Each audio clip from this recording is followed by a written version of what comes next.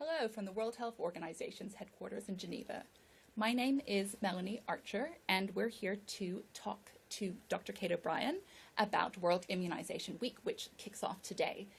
So for this live Q&A, we're going to be talking about the big catch-up, a global push to vaccinate millions after so many missed out on getting immunized because of the pandemic. So if you're watching us on Twitter, send your questions through tweets using the hashtag AskWHO. And if you're watching us on Facebook or LinkedIn, you can send us your questions via the comments section. Good morning, Kate. Thanks so much for joining us. It's great to have you. So just to kind of kick us off, could you let us know what diseases vaccines can prevent? Such a great question to start off World Immunization Week. You know, we have vaccines now to prevent over 20 different diseases, and some of them you're all very familiar with. You've heard of them before: polio, measles, Ebola. Also, some of the causes of pneumonia and diarrhea.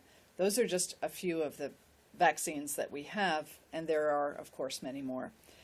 One of the things that I really want to mention is that we've seen advancements in vaccines for diseases for which we've never had vaccines before. And I'll give the example of malaria.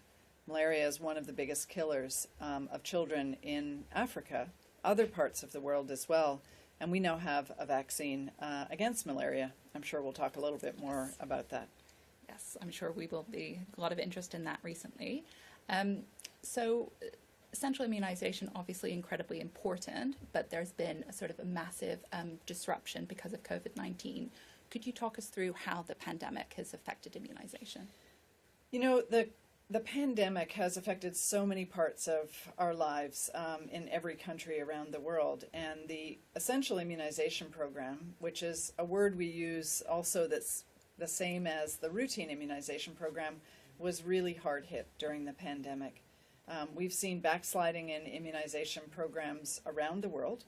Over 100 countries have actually gone backwards in terms of their performance of immunization over the course of these 3 pandemic years. And that means that there are millions and millions of children and adolescents who have been left out of life-saving vaccines.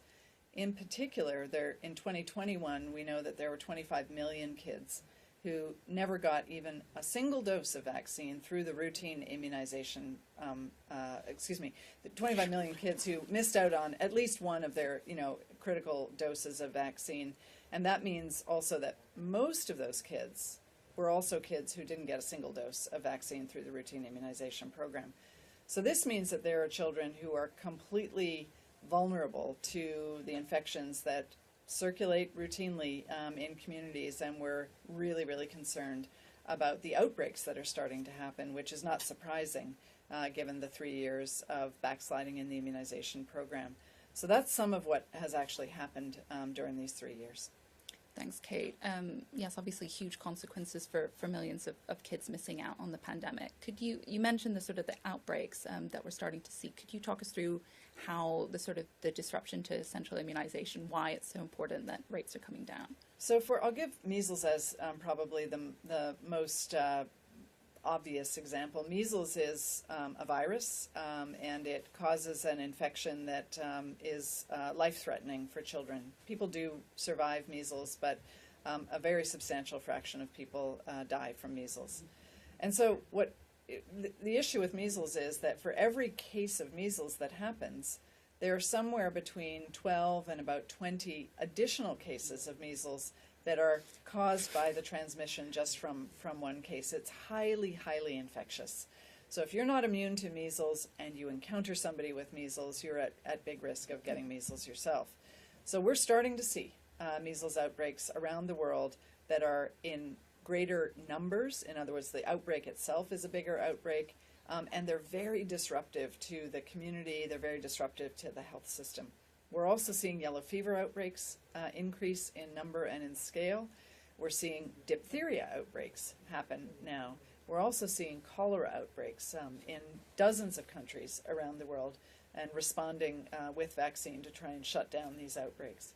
And then finally, we're seeing polio outbreaks, and we've seen it in both cases of polio, but we've also seen it in the environmental samples where we monitor for whether the polio virus is present. So this is what we're seeing as a result of this backsliding over the past 3 years. Cool. Thanks for running us through that, Kate. So obviously quite a serious situation. Could you let us know about what WHO is doing about the decline in immunization, and perhaps tell viewers about the big catch-up?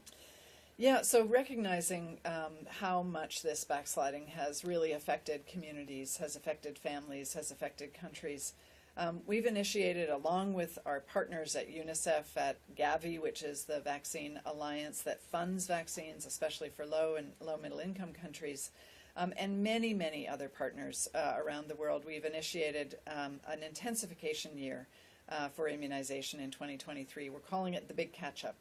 And the big catch-up is really about three things. First of all, it's about finding and vaccinating children and adolescents who have missed their vaccines through the course of the pandemic. That's about making sure that those millions of children are immune to what are otherwise life-threatening diseases for which you can vaccinate. The second is for countries to get back on track for their immunization program, so that the performance of the program is at least as strong as it was before the pandemic.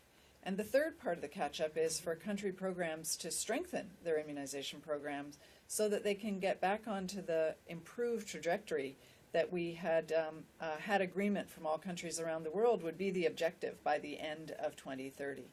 So those are the three parts of the big catch-up, and that's both technical work to get going again on immunization programs with strength and with catch-up, but it's also a communication and a political leadership effort, because immunization programs don't strengthen on their own. They do need funding, they need a commitment from health workers, they need a commitment from government leaders and from community leaders to assure that they're as strong as they can be. And for those who are watching in and want to get involved with the big catch-up themselves, what would you suggest they do, and how can they keep themselves and their families up to date with vaccinations? Well, first and foremost is for everybody to know your own vaccination status, so both yourself and for those that you care for. So if you have children,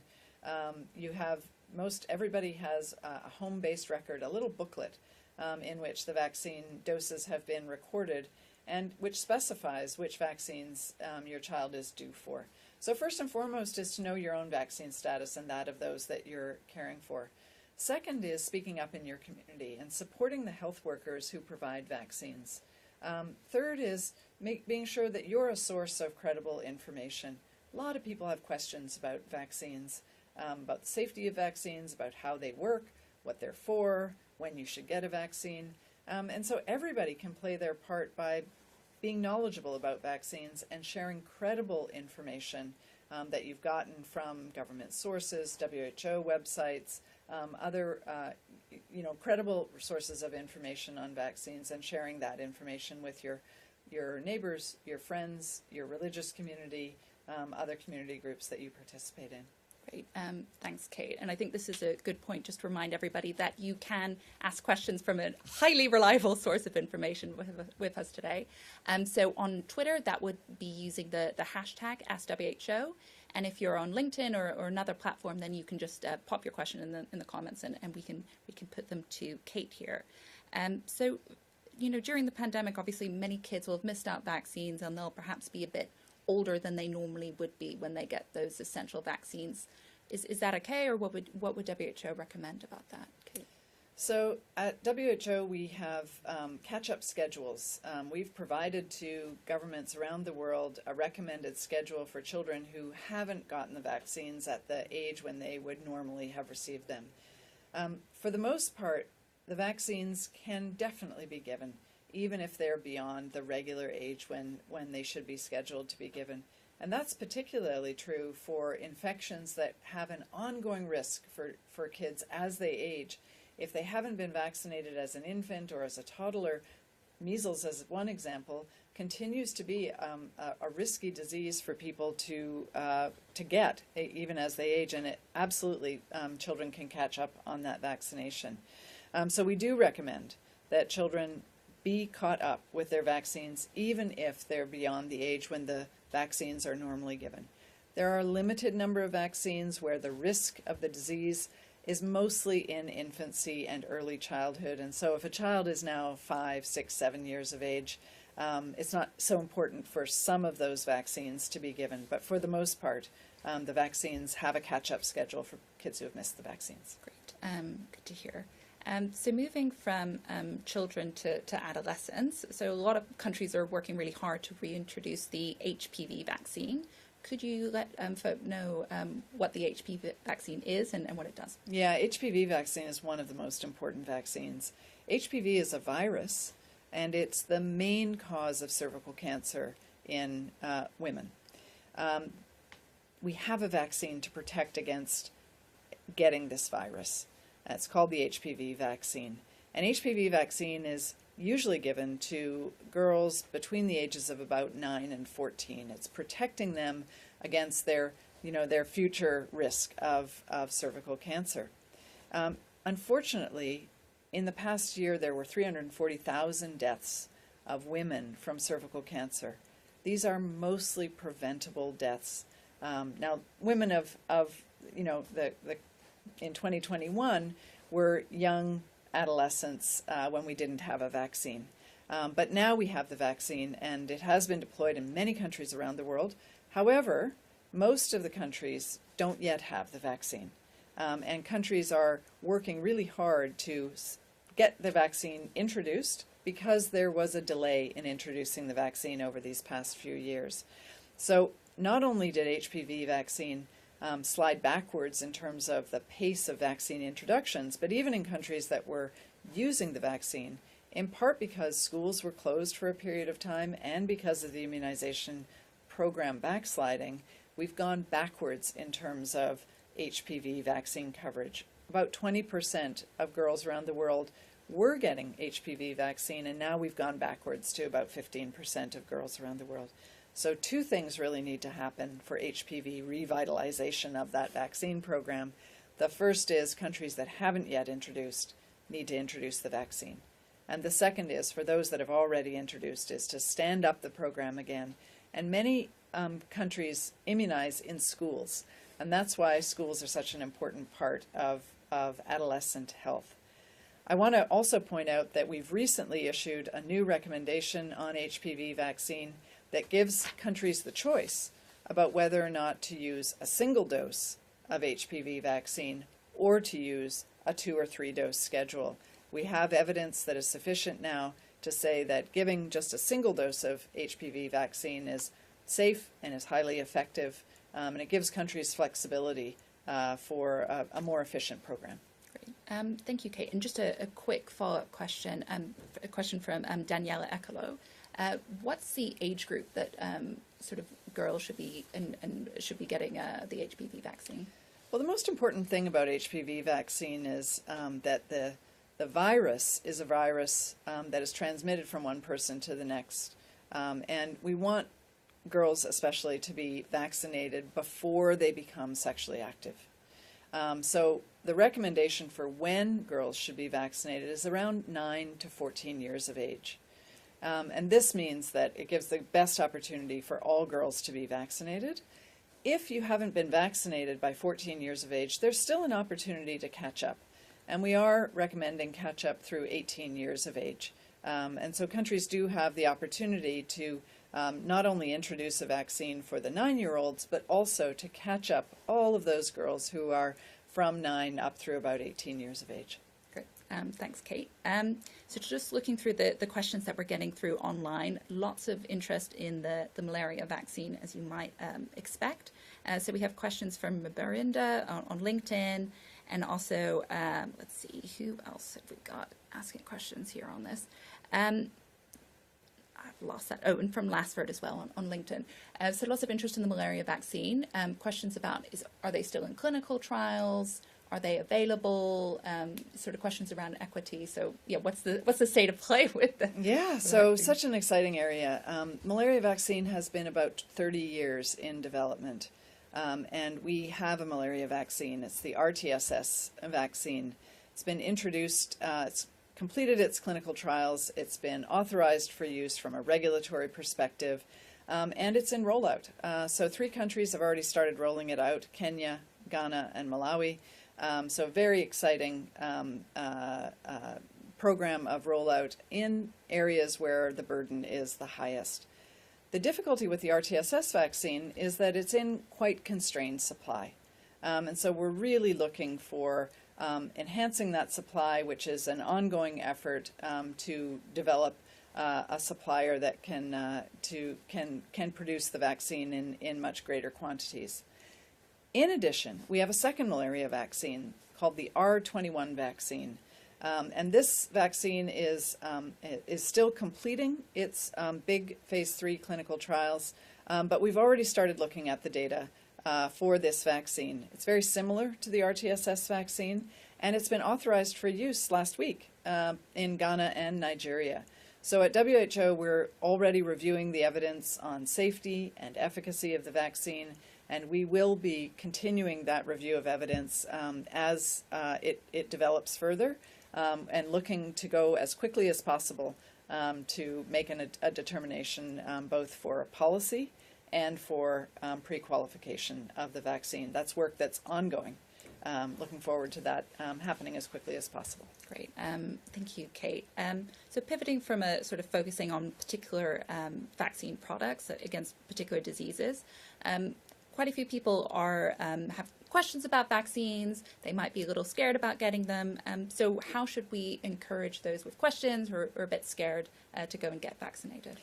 So first of all, it's completely normal, and we really encourage people to learn as much about vaccines as they possibly can, but to do so from credible sources. The vaccines that are authorized for use, and certainly pre-qualified by WHO, have undergone extensive safety and efficacy studies. In other words, we're interested in whether vaccines are safe, we're also interested in whether they work, and we're interested in whether they can be manufactured at the highest quality. Those are the three attributes that the regulatory review considers. In addition to that, we also consider whether they can be deployed in a program. Obviously, the only vaccine that is life-saving is the vaccine that's actually given. It's not vaccines, but it's vaccinations that save lives. Having questions about vaccines, and especially about the safety or how they work and what performance level they have, is really something we encourage people to ask their questions. And people are hesitant sometimes about whether or not there's enough evidence or whether or not they feel comfortable with vaccinating. The vast majority of people are very supportive of vaccines. I think one of the challenging things about vaccines is, of course, they protect you against a disease that you never end up getting. And so unlike medicines, which you take once you already are sick, you know that you need that medicine. A vaccine is something that prevents you from getting a disease that you don't end up getting. So we're in a little bit of a different situation with vaccinations. I think the most important thing is that there's so much misinformation out there, meaning incorrect information, but there's also disinformation out there, and that means information that is intentionally put out there that is wrong and is damaging. And so what I'd really encourage people is, please be very careful about where you get your information from. Use credible sources of information. Those are usually the policy committees of your government, where experts external to the government are advising on what vaccines are safe and efficacious. Our WHO website, the UNICEF website, the website of Gavi, but your national websites also of your immunization programs will have credible information on them. Be very careful when something sounds strange to you, like, wow, that's weird that I've heard about vaccines. Usually when something sounds odd, weird, alarming, it's usually not true. And so that's one measure where you should check yourself, check the information, because there is a lot of misinformation and disinformation out there. Unfortunately, yes. So pivoting back to the week itself, it's World Immunization Week. So we talked about the impact of the pandemic on immunization, but there's also some incredible work that countries, health workers, and co are sort of doing to get things back on track. So we're calling this a week of wins. Could you talk us through some of the big wins you've seen in immunization over the past few years? This is such an exciting time when we really celebrate we often talk about the issues and the problems, but it really is a time to celebrate the successes. I guess the first place to start is the world completely eradicated smallpox in 1980. That's a disease that doesn't exist anywhere in the world anymore and hasn't existed since 1980. That eradication is something we're pursuing also for polio. We are so close on polio eradication, and we're really looking for that big win on polio eradication coming in the next short period of time. The second I would say is I want to come back to malaria vaccine. You know, such an important disease. It is one of the main causes of death among children in high malarious areas in Africa. And we've been pursuing a vaccine, which has been a very difficult vaccine to develop from a technical perspective. It's the world's first vaccine against a parasite. And we have success now. We have one vaccine that's authorized for use, that's being deployed. We have a second vaccine that is very similar to the RTSS vaccine. We're really looking forward to completing the review of that evidence. So I think malaria vaccine is another win. The third thing I would really like to point to is that in spite of 100 countries having, fallen backwards in terms of immunization, in 2022 we've seen a bunch of countries recover. And I'll point to a couple of countries that have done a great job of the recovery. India, with a huge population of children, so very important from a global perspective, has made a very considerable effort at the subnational level, specific areas within India where backsliding was the worst, and have made a huge push to vaccinate those children. I'll point to Kenya also as a country that was very resilient during the period of the pandemic and has been able to maintain its immunization program largely through political leadership, commitment of health workers, and having the resources necessary to deploy vaccine. And just a third example, Mexico as a country that put together a combined measles and a combined vaccine called the hexavalent vaccine. It has 6 different vaccines all in one, and they rolled out a catch-up campaign of measles and hexavalent vaccine to catch up, all these kids who had missed out. So those are just 3 countries, and we've got lots of other great stories of wins around the world. And I really, really want to just celebrate and applaud the health workers. Health workers around the world have been the foundation of the response to the pandemic and have gone far, far above and beyond. And they are the ones who deploy vaccines in outbreaks. They deploy vaccines before outbreaks to avoid them. And they're the ones who are doing all of this catch-up. So a real shout-out and celebration to community health workers, community health volunteers, nurses, doctors, supply chain people, people who monitor the effectiveness of vaccines, people who are working to regulate vaccines in every country. It is all of these health workers who actually make vaccination programs happen. Yes, an amazing, inspiring group of people indeed. I think we'll take just the final question before wrapping up. So this one is from Veronica Douglas on Facebook. And Veronica's asking about how WHO is going to support those countries with lower vaccination rates. You've given some great examples there, but some others that you're hopeful with given the kind of commitment and the support that WHO is giving. What WHO does to support countries is, first and foremost, we help countries with their policies. And I spoke about catch-up policies, is to assure that countries are implementing and developing the policies that will lead to the greatest impact of vaccines. The second thing we do is we do a lot of training. So we help countries and the health workers themselves in training in all aspects of the immunization program. And the third thing we do is we work in an alliance with partners on messaging. Really important that we're there as WHO voicing the truth about vaccines, the evidence around vaccines, and what people need to do. This communication is so critical so people understand exactly what's needed from them to actually get vaccines. And finally, we're working on new vaccines. We are in constant effort to bring forward vaccines against diseases for which we either don't have a vaccine or we need vaccines that have even better promise and better protection. And I'd really like to highlight the tuberculosis vaccine as one of these, where we're working really hard to bring forward new vaccines that can really address the burden of tuberculosis, which is felt very, very firmly in many countries around the world. So those are some of the things that we do as WHO, including being out during outbreaks, especially out in the community, working with ministry officials in order to actually deploy vaccines in the community, often house to house, giving vaccines at the community level to assure that everybody has the protection that they deserve from life-threatening diseases. Great. Thanks, Kate. And I know that's just a very, very short list of some of the great work that WHO is doing out in the field. But conscious that we are sort of running up against time, so huge thanks to Kate, of course, for joining us and answering all the questions. And just to give a few quick highlights of the countries where people have been joining in today. So we've had people joining in from Tanzania, Kenya, the Philippines, Spain, Brazil, Paraguay, Indonesia, the list goes on. So really global interest in this issue, which is absolutely fantastic. So thanks again, everybody, for joining. It's been a really sort of great session. Obviously, World Immunization Week has just gotten started.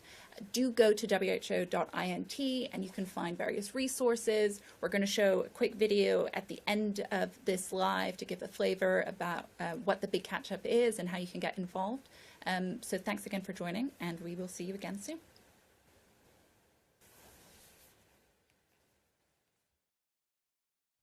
Backwards even, with millions of children missing essential vaccines, putting their health and futures at risk. That's why it's time for the big catch-up. Time to rally together, pick up the pace, urgently recover lost progress. Political leaders and health workers, parents and kids, it's time to strengthen health systems and roll out vaccinations so that every child everywhere gets a chance to grow up healthier and happier. So that diseases like polio can only be found in history books. It's a big moment. It's our moment, the year of the big catch-up. It's time to stop the return of diseases vaccines can't prevent.